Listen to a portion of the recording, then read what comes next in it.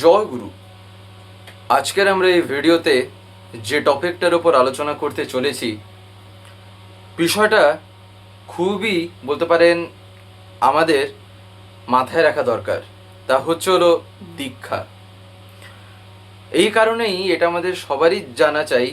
তার কারণ দীক্ষা একটা এমন জিনিস না, ঠাকুরকে নিয়ে চলার একদম প্রথম বলতে পারেন যে জিনিসটার ভিতর দিয়েই চলাটা শুরু হয়, সেখানেই যদি কোনো এদিক ওদিক কিছু হয় না, তাহলে সেই মূলেই যদি ত্রুটি বিচ্যুতি ঘটে যায়, তাহলে পরবর্তীতে যে কতটাই না ত্রুটি বিচ্যুতি ঘটবে তা আমরা ধারণাও করতে পারবো না।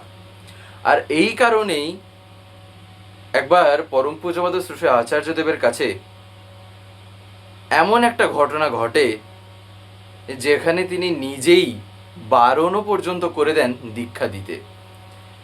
কি হয়েছিল বা কি না, আর কেনই বা এই কথাগুলি আমরা মাথায় রাখবো, আজকে আলোচনার মাধ্যমে আপনারা আশা করি তা শুনতে পারবেন। যাই হোক, আজকের এই আলোচনাটি এবার আমি শুরু করব। শুরু করার আগে আপনাদের কাছে শুধু একটি কথাই অনুরোধ করছি, ভিডিওটিতে আপনারা সম্পূর্ণভাবে যুক্ত থাকার চেষ্টা করবেন। আশা করি দিলে আজকের এই যেই টপিকটি আপনার এই আলোচনার মাধ্যমে অতি অবশ্যই শুনতে পারবেন। দীক্ষা আমরা যদি দেখি, দেখবেন শ্রী ঠাকুরকে জীবনে যদি ফুটিয়ে তুলতে হয়, ঠাকুরের কথাগুলিকে, তার বলতে পারেন ইচ্ছাগুলিকে, তিনি যা চেয়েছেন সেগুলিকে যদি নিজের চরিত্রে মূর্তমান করে তুলতে হয়, তাহলে সেক্ষেত্রে কিন্তু তার দীক্ষার মাধ্যমে তা শুরু হয়। তার কারণ কি?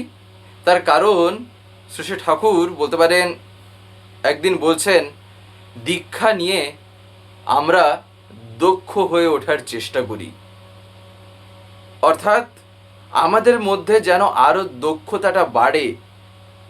সেই কারণেই আমরা দীক্ষার মাধ্যমে সেই জিনিসগুলি পেয়ে যাই। আর এখানেই ঘটে হলো দু প্রকার জিনিস। একটা হলো দীক্ষা নিয়ে ঠাকুরের কথাগুলিকে তার মতন করে তিনি যেমনটা বলেছেন তাকে খুশি করার জন্য তার কথাগুলিকে মেনে চলা। আরেকটা যে জিনিস ঘটে তা হলো আমি ঠাকুরের দীক্ষা নিলাম, আমার কোনো একটা অসুবিধে আছে, ঠাকুরের কোনো একটা কথা শুনে আমার একটা ভাব জেগেছে, আমি বুঝেছি যে ঠাকুরের ওই কথাটা এরকমভাবে যদি আমি একটু পালন করি, তাহলে আমার এই বিপদটা কেটে যাবে, আমার এই অসুবিধাটা মিটে যাবে, আমার এই দুঃখ থেকে আমি লাঘব হয়ে যাব। সেই কারণে দীক্ষা নিয়ে সেগুলিকে মানা। এই দু প্রকারভাবে চলা যেতে পারে। কথা হলো কোনটা এবারে খাঁটি, কোনটা এবারে আমি পালন করব,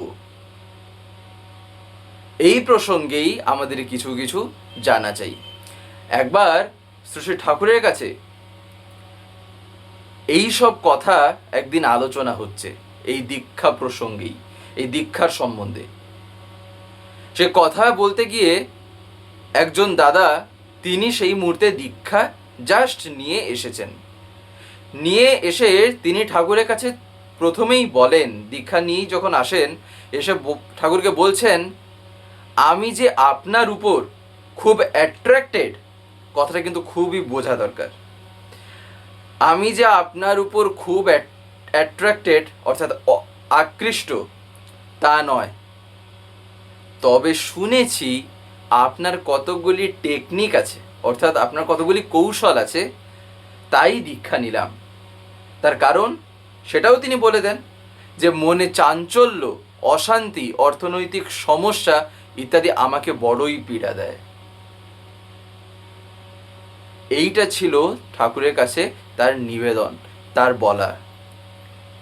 শ্রী ঠাকুর যখন শোনেন, তখন শ্রী ঠাকুর বলছেন, দীক্ষা নেওয়া লাগে দীক্ষার জন্য,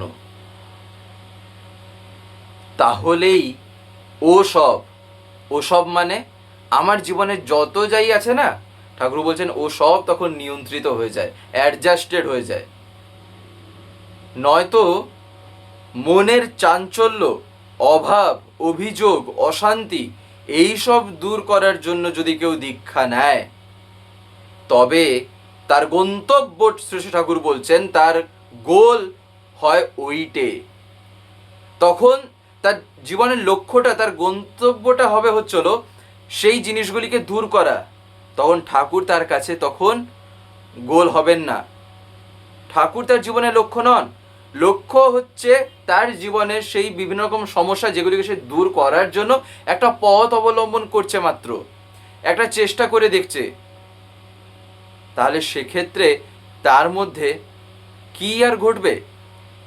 ঠাকুর তাই এই কথা তখন তাকে বলছেন যে এই রকম যখন হয়, গোল তো হবে ওইটাই, সে তো গেল। তাছাড়া ঠাকুর বলছেন বিহেভিয়ারও পর্যন্ত, অর্থাৎ ব্যবহারও ওই রকম হয়। আর ওই রকম যখন হয় তখন কি হয়? তাতে সামঞ্জস্য আসে না। আর যে সামঞ্জস্যের প্রয়োজন কোথায় না, এইগুলিকে ঠিক করার জন্য, এই সবকে নিয়ন্ত্রিত করার জন্য কিন্তু সামঞ্জস্যের যে দরকার, সেই সামঞ্জস্যটাই আসবে না। তার কারণ আমি পথ অবলম্বন করেছি আমার মতন করে, দীক্ষাটা নিয়েছি আমার স্বার্থ পূরণের জন্য, আমার চাহিদার জন্য, যাতে সেগুলি মিটে যায়। তাই দীক্ষা নিয়ে যদি তাতে আমি সুকেন্দ্রিক না হই, শ্রী ঠাকুর বলছেন যে তাহলে সেক্ষেত্রে তোমাকে ওই তোমার স্বার্থই তোমাকে বিচ্ছিন্ন করে তুলবে। আর পরবর্তীতে উল্টো আরও মাথায় আসবে, দীক্ষা নিয়ে আমার হলোটা কি? এই কারণেই সুকেন্দ্রিক হওয়া লাগে ইষ্টে। ঠাকুর বলছেন কনসেন্ট্রিক হলাম না ইষ্টে। কনসেন্ট্রিক হলাম কথায় না, আমার জীবনে যত সেই সমস্যাগুলি আছে, ঠাকুর বলছেন যে ইষ্টের সাহায্যে আমার দুঃখ লাঘব করতে আমি যদি কনসেন্ট্রিক হই, তাতে হয় না, সেক্ষেত্রে ফলপ্রদ হয়ে ওঠে না তা। তাই দুঃখ এই যে আমাদের জীবনে যে আসে, ঠাকুর বলছেন দুঃখ যে আসে তা হচ্ছিল কতকগুলি জাস্ট কমপ্লেক্সের অসঙ্গতির দরুন। নিজের জীবনে যে বৃত্তি প্রবৃত্তি আছে সেগুলির অসঙ্গতির দরুনই দুঃখ আসে। আর ইষ্টের প্রতি অচ্যুত অনুরাগ ছাড়া তাদের হাত থেকে কিন্তু রেহাই মেলে না, এই যে বৃত্তি প্রবৃত্তি আছে। আর তার জন্য তাকে যে চায়, অর্থাৎ আমি তাকে চাইছি তার জন্য, তাছাড়া আমার কোনো স্বার্থ নেই। যদি কেউ জিজ্ঞাসা করে তোমার স্বার্থ কি, যেন মুখ থেকে যেন এটাই বেরোয়, আমার স্বার্থই হচ্ছিল তার স্বার্থকে পূরণ করা, তার স্বার্থ পূরণ করে তাকে খুশি করা ছিল, এটা আমার স্বার্থ। যদি আমার জীবনে কোনো স্বার্থ থেকে থাকে তাহলে ছিল এটাই, তাকে খুশি করাই হচ্ছিল আমার স্বার্থ, আর কিছু। এইটা যেদিন অন্তর থেকে বেরোবে সেই দিন বুঝতে হবে ঠাকুরকে কিছু না হলেও অন্তত চেষ্টা তো করছি যে তার পথে নিজেকে চালিত করার জন্য। কতটুকু হয়ে উঠেছি না উঠেছি সেটা আমি জানি না, কিংবা সেটা আমার দেখার সেরকমভাবে দরকারও নেই। উল্টো আরও বেশি দেখতে গেলে কোন দিন অহংকারে আমায় গিলে খাবে, তা আবার ঠাউর পাবো না, সে আবার আরেক দুঃখ, সে তখন আবার আরেক জীবনে মুশকিল। এই কারণে শুধু হচ্ছিল কন্টিনিউয়াস প্রোগ্রেস, শুধু চাইছিল অনবরত এগিয়ে চলা, ক্রমাগতভাবে এগিয়ে যাওয়া, তিনি যা বলছেন তাই করতে থাকা। জীবন কত সহজ, কত সুমধুর হয়ে ওঠে তা না আমরা কোনোদিন দেখিনি, শুধু হয়তো মুখেই শুনে এসছি, লোকের মুখেই হয়তো শুনে এসছি যে এই রকম হয়, সেই রকম হয়, ওই রকম হয়ে ওঠে। কিন্তু জীবনে যদি আমাকে ফিল করতে হয়, আমাকে যদি তা অনুভব করতে হয়, তাহলে আমাকেও সেখানে নামতে হবে। তাই ঠাকুর বলছেন কি, তার জন্য তাকে যে চায় তার সব হয়, তার সব হয়, শ্রী ঠাকুর জোর দিয়ে বলছেন। আর সেই জন্য দীক্ষার জন্য দীক্ষা নেওয়া ভালো।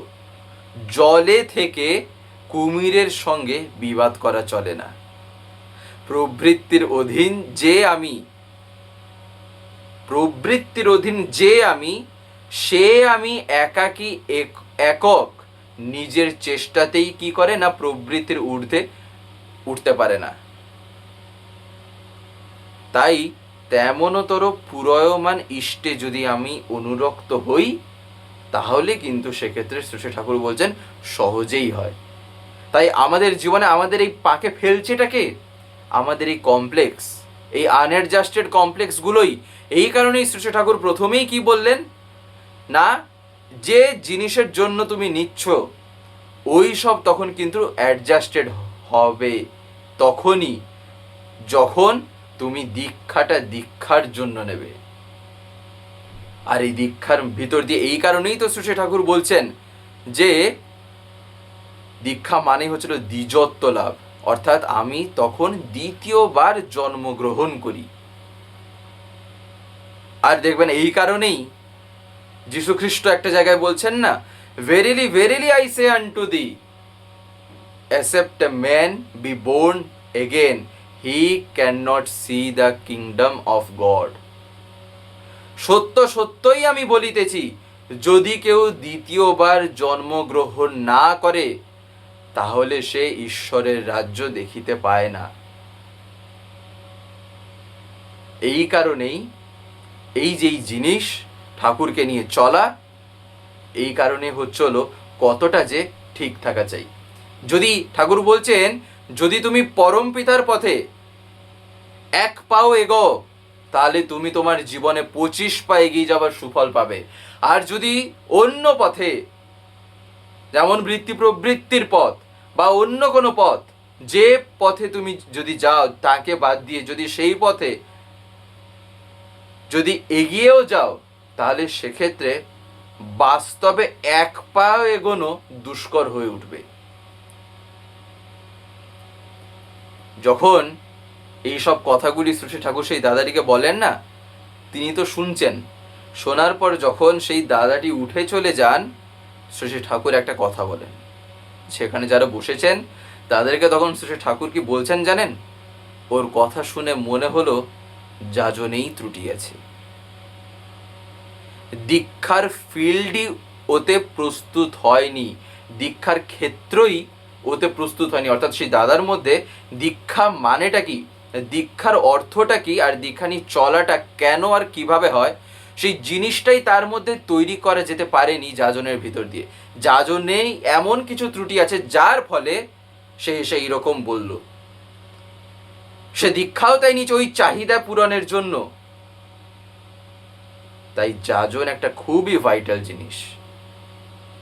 এই কারণেই এইবারে আসা যাক পরম পূজ্য শ্রী আচার্যদেবের সেই কথাটা কেন এইখানে এতটাই প্রাসঙ্গিক।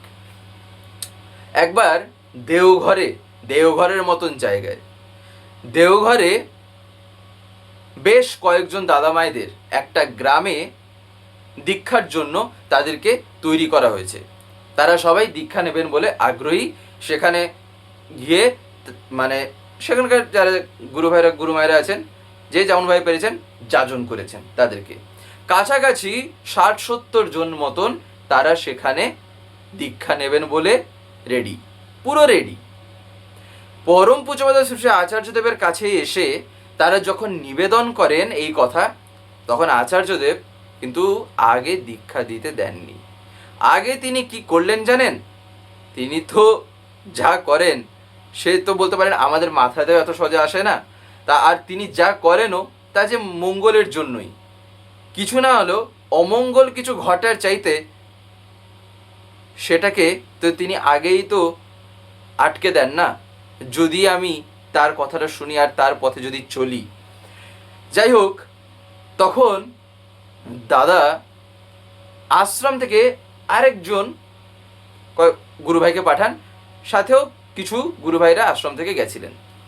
দাদা বলেন যা তো গিয়ে একবার টেস্ট করে আয় তো, শুধু এতটুকু বলেন, একবার দেখে আয় তো। তারা গেছেন এবারে এখান থেকে একটা দিন। সেখানে গিয়ে যখন তারা আবার যাজন করেন তাদেরকে, 70 জনের মধ্য থেকে 40 জন হচ্ছিল কাছাকাছি, 30-40 জনই পালায়। 30-40 জন দীক্ষা নেয়নি সেই 70 জনের মধ্য থেকে। কেন? যখন আচার্যদেবের কাছে এসে জানানো হয় না, তখন দাদা শুধু বলেন এটাই হচ্ছিল চায়ের ছাঁকনিটা। ওই যে একটু ছেঁকে নিলাম, বুঝে গেলাম যে তাদের কেমনভাবে যাজন করা হয়েছিল। সেখানেই তারা ধরা পড়ে গেল। তার মানে ওই 30-40 জন যারা বাদ গেল কাছাকাছি, তারা এমনভাবেই দীক্ষাটা নিতে যাচ্ছিল, এমনভাবেই তারা দীক্ষাটাকে নিজের মাথাতে বসিয়েছে, বা তাদেরকে যাজনটা এমনভাবেই অ্যাকচুয়ালি করা হয়েছে, যার ফলে সেখানে তারা হয়তো নিজের জীবনেরই কোনো কিছু একটা শুধু চাহিদাকে মেটানোর জন্যই শুধু দীক্ষাটা নেবে। আর পরে আবার সেই চাহিদা মিটে গেলে কি হবে, ঠাকুর যদি ভুলে বসে সেক্ষেত্রে না 10 গুণ বিপদ ঘাড়ে এসে চাপবে। এই কারণেই দাদা তো তা জানেন, তাই তিনি সেই পথ অবলম্বন এই কারণে আমাদের করতে বলেছিলেন। এই কারণেই তিনি পাঠিয়েছিলেন আশ্রম থেকে, যা তো গিয়ে একবার দেখে আয় কী ব্যাপার, কী খবর, কোন যারা সেই 70 জন তাদেরকে একবার ঠাকুরের কথা একবার দেখে আসা যাক, যে কেমন কি হয়েছে না আছে তাদের যাজন। দিলেই ওখানেই টেস্ট করে বুঝে নেওয়া যাবে যে তাদের মাথায় কেমন কিভাবে ঠাকুরের কথা প্রভাব দিয়েছে।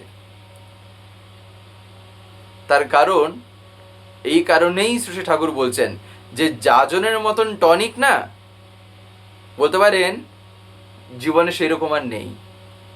এই কারণেই এই যাজনের ভিতর দিয়েই মানুষকে এমনভাবে আকর্ষণ করে নেওয়া যায়, সেই আকর্ষণে সে যে আকর্ষিত হলো, সে কেমনভাবে হলো না সেটা খুবই কিন্তু লক্ষ্য রাখার বিষয়। সেখানে যদি এদিক ওদিক হয় তাহলে শ্রী ঠাকুর বলছেন যে তা কিন্তু খুবই বিপজ্জনক হয়ে যায়। তার কারণ সেক্ষেত্রে যদি ইষ্ট বাদ দিয়ে নিজের স্বার্থই নিজেই যদি আমি নিজেকে নিজের স্বার্থপূর্ণের চাহিদায় যদি আমি তাকে নিই না, তাহলে সেক্ষেত্রে পরবর্তীতে তিনি আর আমার জীবনে থাকেন না। তখন আমি তাকে অনুভব করতে পারি না। তিনি থাকেন না অর্থাৎ তিনি যে আমার মধ্যে যে অবস্থায় ছিলেন না, আমি তাকে উল্টা আরও চেপে দিলাম, ঢাকা দিয়ে দিলাম, সেক্ষেত্রে আর তাকে আমি অনুভব করতে পারবো না। তার কারণ কি? তার কারণ আমি দীক্ষা নিয়ে আমার ইষ্টে সুকেন্দ্রিক না হয়, জীবনটা ইষ্টকেন্দ্রিক না করে তুলে আমি আত্মকেন্দ্রিক হয়ে উঠেছি। আত্মকেন্দ্রিক মানে নিজেরই সব কিছুকে আমি পূরণ করার জন্য নিজেকেই নিজে কেন্দ্র যে বানিয়েছি, সেক্ষেত্রে কি হয়েছে, বিপদটা এসে চেপেছে। এই কারণে এই দীক্ষা স্বস্তিয়নী এই জিনিসগুলি খুবই কিন্তু খেয়াল রাখার বিষয়। এগুলো কিন্তু এত মানে সহজে বা সেই রকম একটা এত ব্যাপার না যে একটা মজা করলাম, শখে নিয়ে নিলাম, এরকম একটা কিছু। জীবনে যে কি করতে পারে না করতে পারে, এসব যারা যারা করে জেনেছে আর যারা যারা নিয়ে আবার ছেড়ে দিয়েছে, দুটোকেই যখন শুনবো না তখনই বুঝে যাব যে কি হয় আর না হয়।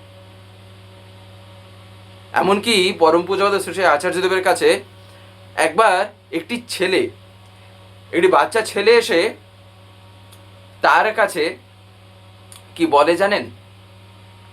তার কাছে প্রার্থনা নিবেদন করে যে আমি দীক্ষা নিতে চাই।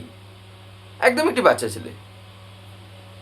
পরম পূজ্যপাদ শ্রী আচার্যদেব না সেই সময় উঠছেন, তিনি বসেছিলেন যখন যেমনটা আর কি তিনি বসেন এই সকাল 10:30 11টার কাছাকাছিতে, সেই সময় তারপরে যখন তিনি ওঠেন, সেই সময় ছেলেটিকে যখন বলে না, তখন আচার্যদেব তাকে জিজ্ঞাসা করেন। তিনি তো জানেনই, তিনি কি না জানেন, আমরা যতই ভাঁওতাবাজি করি, যতই ভান করি, কিন্তু তিনি ধরাও দেবেন এমন যুক্তির ভিতর দিয়ে, তিনি তা বুঝতেও দেবেন না যে তিনি কি করছেন না করছেন। তিনি শুধু তাকে জিজ্ঞাসা করেন, তোমার বয়স কত? তখন সেই দিক ওদিক তাকায়টা কেন? তার কারণ বাবা মা সেখান থেকে বলে বলে পাঠাচ্ছেন, যা যা গিয়ে একবার বলে আয়, একবার গিয়ে যা দাদার কাছে বলে আয়। কেন না বুঝি এইরকমভাবে বাচ্চা ছেলেটিকে বললে তিনি খুশি হবেন, তিনি ভাববেন একটি ছেলে খুবই আগ্রহ দেখিয়ে করছে। তিনি কি জানেন না যে তার বাবা মা তাকে যে বলে বলে সেখানে পাঠিয়েছেন? দাদা তাকে আর কিছুই বলেন না, শুধু যখনই জিজ্ঞাসা করেন তোমার বয়সটা কত, তখন সে এদিক ওদিক তাকায়। তার কারণ কি? তার কারণ তাকে তো মুখস্থ বিদ্যার মতন করে পাঠানো হয়েছে, যা গিয়ে বলো, যাও গিয়ে একটু এটা বলো তার কাছে। এইসব জিনিস না তিনি কিন্তু কখনোই এগুলোকে পছন্দ করেন না। তার কারণ একটা বাচ্চাকে না স্বাভাবিকভাবে তাকে এমনভাবে গড়ে তুলতে সে দেখবেন নিজেই বলবে, তার নিজেই ইচ্ছা প্রকাশ করবে, আর সে এমন শুনে শুনেই বুঝে যাবে যে তাকে কখন দীক্ষা নিতে হবে কি হবে না। তাই ওইটুকু বয়সে তাকে বলে ওইরকমভাবে করে লাভটা কি? তাতে কি ভাবছি যে আমি একটা বিশাল বড় কিছু করে দিলাম পিতামাতা হিসাবে? উল্টো যে আরো আমি তার যে সময়টা যে নিলাম, তাহলে তার কাছে কোনো কিছু আটকায়? তার দৃষ্টিতে এমন কোনো জিনিস আছে যা ধরা পড়েনি, তাই না? যাই হোক, আজকের এই ভিডিওটা এবার আমি এখানেই শেষ করবো। শেষ করার আগে আপনাদের কাছে একটি কথা বলবো, যদি আজকের এই ভিডিওটি আমাদের ভালো লাগে থাকে তাহলে একটি লাইক করে দেবেন, সবার ভিতরে শেয়ার করে দেবেন, কেমন লাগলো নিচে একটি কমেন্টে লিখে জানাবেন। আর যদি চ্যানেলটিকে এখনো সাবস্ক্রাইব করে না থাকেন তাহলে অতি অবশ্যই চ্যানেলটিকে সাবস্ক্রাইব করে পাশে বেল আইকন প্রেস করে অল করে রাখতে একেবারেই ভুলবেন না, আর এরকম বিভিন্ন নতুন এবং ইন্টারেস্টিং ভিডিও সবার আগে পাওয়ার জন্য। জয় গুরু, বন্দে পুরুষোত্তমম।